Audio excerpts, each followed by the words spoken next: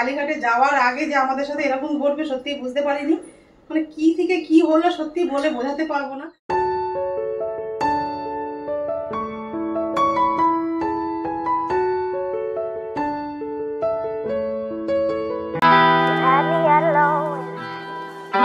Hello everyone, good morning. তোমরা সবাই কেমন আছো? আশা করি খুব ভালো আছো, সুস্থ আছো। আমরাও ভালো আছি। দেবনাথ ফ্যামিলিতে তোমাদের আরেকবার স্বাগত। আজকে হচ্ছে মঙ্গলবার আর ঘড়ি কাটাতে বাজে এখন তোমাদেরকে দেখাচ্ছি 4:10, 11 মতন হয়েছে টাইম। যেখানে যাবো সেখানে যেতে গেলে একটুখানি কাক ভরেই উঠতে হবে। আমাদের স্নান পুজো দেওয়া সমস্ত কিছু হয়ে গেছে। দেবনাথবাবু স্নান করছে, তা চলো রেডি হয়ে নিয়ে তারপর তোমাদের সাথে বাইরে বেরিয়ে কথা হচ্ছে। এই যেই তসরটা পরে যাব আর এর সাথে এই ব্লাউজটা পরবো। চলো, আমাদের দুজনেরই কিন্তু স্নান টান একদম হয়ে গেছে। দুজনে কিন্তু রেডিও হয়ে নিয়েছি যাওয়ার জন্য। ভোরবেলা স্নান করে রেডি হয়ে কোথাও বেরোতে না এত মজা লাগে, এত ভালো লাগে, মানে অন্যরকম লাগে। বেলায় যাওয়া আর ভোরবেলা যাওয়ার মধ্যে কিন্তু অনেকটাই পার্থক্য, ভীষণ মজা লাগে। আর এই লাল শাড়িটা পরে আমাকে কেমন লাগছে কমেন্ট করে কিন্তু জানিও। এই অফ হোয়াইট আর লালের মধ্যে যে তসর শাড়িটা দেখছি, এটা দুর্গাপুজোর সময় নিয়েছিলাম, লক্ষ্মী পুজোর সময় পরবো বলে, কিন্তু সেই সময় পরা হয়নি, অন্য শাড়ি পরেছি। ওই জন্য আজকে কিন্তু আমি যেখানে যাচ্ছি সেখানে এই শাড়িটা না পরলে একদম বেমানান লাগবে। তসর শাড়িটার সাথে যে ব্লাউজটা বার করলাম সেটা একটু অসুবিধার জন্য পরতে পারলাম না। নর্মাল একটা ব্লাউজ পরে নিলাম, যেই ব্লাউজটার মধ্যে আমি নিজে লেজ লাগিয়েছি সেটাই পরে। ভোরবেলা থেকে মানে 4:30 থেকে আর এখন 5:30 পর্যন্ত অনেক কিছু ঘটে গেছে। সবটাই তোমাদের সাথে বাড়িতে এসে শেয়ার করবো। তা কি ঘটনা ঘটেছে তার জন্য আমরা এখন কালীঘাটে যাচ্ছি, সবটা তোমাদের সাথে এসে শেয়ার করবো। তা চলো কালীঘাটে মায়ের নিজেও দর্শন করবো, তোমাদেরকেও দর্শন করাবো যতটা পারবো। তা চলো বেরিয়ে যাই। ভোর ভোর গেলে না পুজোটা ঠিক তাড়াতাড়ি করে দিতে পারবো আর ভিড়টাও একটু কম হবে। বাড়িতে এসে তো আরো রান্না বান্না রয়েছে, ছেলে আজকে বাড়িতে রয়েছে ছুটি করে। তা চলো বেরিয়ে পড়ি। আর তাড়াহুড়া করে এই যে এটাই পরে নিলাম, কেন পরেছি সেটাও তোমাদের সাথে বাড়িতে এসেই বলবো। দেবো আজকে ছুটি করে বাড়িতে রয়েছে, তা দুজনে মিলে একটু যাচ্ছি কালীঘাটে পুজো দিতে। তা চলো আমাদের সাথে মা কালীর দর্শন করবো আর পুজোটাও দেবো, তোমাদের সাথেও শেয়ার করবো সবটা। কালকে রাতেও কত কিছু ভেবে রেখেছি, একরাশ মনে আশা নিয়ে রেখেছি যে সকালবেলা আজকে দুজনেই বেরিয়ে পড়বো, নিজেদের গাড়িতে করেই যাওয়ার কথা ছিল আজকের। কিন্তু দেখো ভাগ্যে যা থাকবে তাই তো হবে, তাই না? মানুষ ভাবে এক আর হয়ে যায় আরেক, জানো তো। আজকে মার হয়তো এটাই ইচ্ছে, সবটাই মার ওপরেই ছেড়ে দিলাম, যা করবে মা ভালোই করবে। তো চলো সকাল সকাল বেরিয়ে পড়ি, পুজোটা দিয়ে আসি মার কাছে, তারপরে তোমাদের সাথে পরে কথা হবে। দেবনাথবাবু কিন্তু রেডি হয়ে গেছে, বেরিয়ে পড়েছে। আর দেখো আজকে কিন্তু সব কিছুই মা একদম সাথে সাথে মিলিয়ে দিল, জানো তো। আজকে কিন্তু আমাদের ভাগ্যেই রয়েছে কালীঘাটেই পুজো দেওয়া। ফাঁকাতে হালকা কুয়াশা হয়েছে না?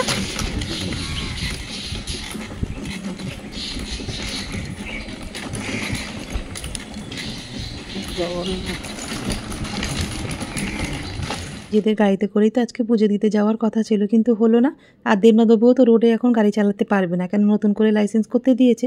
ওর তো স্কুটির লাইসেন্স রয়েছে কিন্তু 4 চাকার লাইসেন্স তো করা হয়নি, সেটাই করতে দিয়েছে, কিছুদিন সময় লাগবে।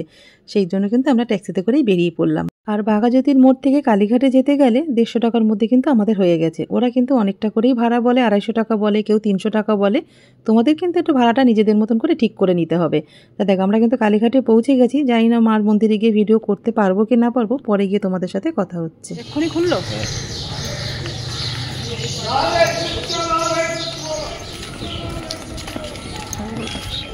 দেখো আমরা কিন্তু কালীঘাটে পৌঁছে গেছি, আর ওখানে এক ঠাকুরমশাই বললো যে 6টার সময় কিন্তু মন্দির খুলেছে। আমরা কিন্তু একদম ঠিক সময় এসেছি। তা চলো হাত ধুয়ে নিয়ে তারপর মার জন্য পুজোর ডালাটা নিয়ে পুজো দিতে যাই, পরে কথা হবে। ফাঁকাই আছে, ভোরবেলা আসলে বেশ ফাঁকা ফাঁকা।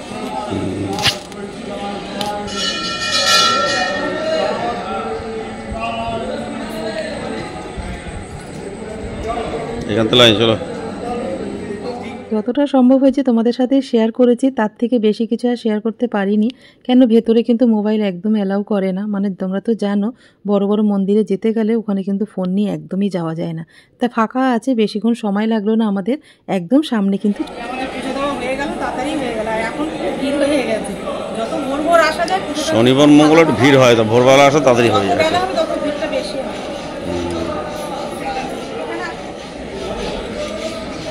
দয়াময়ী মায়ের মন্দিরে পুজো দিতে গেছিলাম, মোমবাতি থেকে ধরেছিলাম, বলেছে দিদিভাই কখনো ধরাবে না, দেশটাই নিয়ে যাবে। কারণ মোমবাতি এর থেকে জ্বালাতে নেই, এটা সত্যি জানতাম।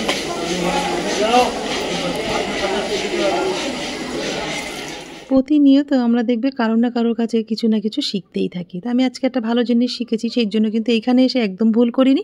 এক কাকিমা কিন্তু আমাকে দেশলাই দিয়েছে, সেই দেশলাই দিয়ে মোমবাতি ধূপকাঠি জ্বালিয়ে ঠাকুরকে আরতি করে ঠাকুরের সামনে রেখে দিলাম। তা চলো পুজোটা দিয়ে নিয়ে পরে তোমাদের সাথে ভালো করে আবার কথা বলবো। পুজো খুব ভালোভাবে দিয়েছি আর মাকেও কিন্তু খুব ভালো করে দর্শন করেছি। তোমাদের পারলাম না করাতে, ওখানে তো মোবাইল নিয়ে ঢুকতে দেয় না, সেই জন্য তোমাদের সাথে কিছুই শেয়ার করতে পারলাম না। তা দেখো পুজো দেওয়া হয়ে গেছে, বাইরেটা একটু পরেই তো বাড়ি চলে যাব, তাই জন্য বাইরে বেরিয়ে দুজনে একটুখানি এদিক ওদিক একটু ঘুরে ঘুরে দেখছিলাম আর কি। আবার কবে আসার সুযোগ হয়, মা যখন ডাকবে তখনই তো আসতে হবে, তার আগে তো আর আসতে পারবো না মায়ের কাছে। প্রত্যেকবার পুজো দিয়ে যাওয়ার সময় মার কাছে বলি, মা আবার আসবো তোমার কাছে পুজো দিয়ে যাবো, সেটা আর হয় না জানো। আজকাল করতে করতে অনেকটা দিন পেরিয়ে যায়, মানে আসার হয়ে ওঠে না। মানে আমাদের তো আসা হয় না সংসারের কাজের চাপে, কিন্তু মাও তো ডাকে না আমাদের, বলো তো। তোমাদের সাথে একটা কথা শেয়ার না করলে সত্যি আর পারলাম না। প্রত্যেকটা তীর্থস্থানে গেলেই দেখবে কিছু না কিছু অভিজ্ঞতা কিন্তু আমাদের হয়। তো এইখানেও বা বাদ থাকে কেন, এখানেও আমার সাথে একটা ঘটনা ঘটেছে, তোমাদের সাথে পরে বলছি। এই ঠাকুরমশাইয়ের সাথে গল্প করছিল দেবনাথবাবু, তাই এগুলো শুনছিলাম। হ্যাঁ হ্যাঁ, এখন তো এইসবই চলছে। হ্যাঁ হ্যাঁ, বাস্তব ঘটনা। মন্দিরের ভেতরে যখন গেলাম পুজো দিতে, তখন মায়ের সামনে যখন দাঁড়াবে না, দেখবে প্রত্যেকের এটা হয়, মাকে ধরার ইচ্ছা কিন্তু প্রত্যেকটা সন্তানের মধ্যেই থাকে। অন্তত মাকে যদি গায়ে না ধরতে পারি, অন্তত মায়ের চরণটা যেন একটুখানি স্পর্শ করতে পারি, সেরকম ইচ্ছে আমারও হয়েছিল। তা গ্রিলের ফাঁক থেকে একটু হাত পেয়েছি, মার গায়ে একটু হাত দিতে গেছি। মানে মায়ের গায়ে তো হাত দেওয়া যায় না, মার গায়ে তো এইভাবে হাত দেওয়া যায় না, মার গায়ে তো পরনে অনেক শাড়ি পরানো থাকে, সেই কাপড়টা একটুখানি টাচ করতে গেছিলাম, দিয়ে মাথায় ছোঁয়াতে গেছিলাম। তো ওখানকার ঠাকুরমশাইগুলো এত বাজে ব্যবহার করলো, মানে তোমাদের বলে বোঝাতে পারবো না। মানে এরকম ব্যবহার হয়তো কেউ কারোর সাথে করে না। তখন একটা কথাই মাথায় এসেছিল যে মা হচ্ছে সাধারণ মানুষের জন্য হয়তো না, আমাদের জন্য। মা হচ্ছে যাদের পয়সা আছে, যাদের নাম আছে, যশ আছে, মা হয়তো তাদেরই জন্য, এটাই মনে হচ্ছিল ওখানে। যারা চা খোক তারা খুঁজে না। হ্যাঁ, তুমি কি লাল চা খাচ্ছ? যেখানে যাবে সেখানে চা খাও।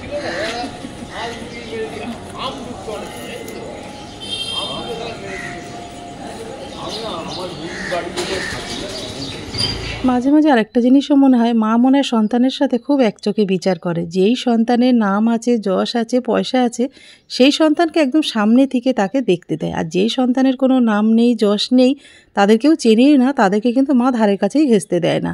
মায়ের পুজোর ডালা যেই দোকান থেকে নিয়েছিলাম, সেই বয়স্ক মানুষটার কাছে কিন্তু আমি এসে আমার মনের কষ্টের কথাটা ওনাকে জানাই। উনি আমার তার উত্তরটা কি দিল জানো তো, যে মা মন খারাপ করিস না, বাস্তবের মাও এরকম আছে। যেই সন্তান দেখবি বেশি রোজগার করে, সংসারে বেশি টাকা দেয়, সেই সন্তানের পাতে বড় মাছের মাথাটা কিন্তু তাকেই দেওয়া হয়। এটা যে ছেলে দেখবি সংসারে একটু কম রোজগার করে, কম টাকা দেয়, তাকে কিন্তু মা বড় মাছের মাথাটা দেয় না। এটাই সত্যি, এটাই বাস্তব। উনি আমাকে এটাই বললো। আমি, মারা আবার এরকম হয় নাকি? বললো হ্যাঁ হয়, তুই বাস্তবটাকে কাছ থেকে দেখিস নি তো, তাই তুই বুঝতে পারছিস না। বাড়ি যাবো বলে কিন্তু বেরিয়ে পড়েছি। আর যাওয়ার সময় দেখো আমরা স্কাই ওভারের ওপর থেকে যাচ্ছি। স্কাই ওভার হওয়ার পর থেকে কিন্তু আমরা এর আগে কখনো আসিনি। যখন আমি মনাকে নিয়ে এসেছিলাম তখন এখানে কাজ চলছিল, মানে এই প্রথমবার এসছি বলতে পারো। বেশ ভালো লাগছে জানো তো। তোমরা কি স্কাই ওভার হওয়ার পরে গেছো কালীঘাটে পুজো দিতে, না যাওনি? আমাকে কমেন্ট করে জানিও। তো চলো বাড়ি গিয়ে কথা হচ্ছে। এই যে পুজো দিয়ে বাড়ি চলে এসেছি, আর ঘড়ি কাটাতে বাজে এখন 8:25। তারপর টুকটাক একটু বাজার করছিলাম বলে একটু দেরি হলো, নাহলে 8টার মধ্যে কিন্তু আমরা বাড়ি চলে আসতাম। বেশিক্ষণ সময় লাগে না আমাদের এখান থেকে কালীঘাটে যেতে। তো পুজোটা খুব ভালোভাবে দিয়েছি, চা টা খেয়ে। দেবনাথবাবু কিন্তু যাদবপুরে নেমে গেছে, ও দোকানে চলে গেছে, দোকানে কিছু কাজ বাকি রয়েছে, সেই জন্য।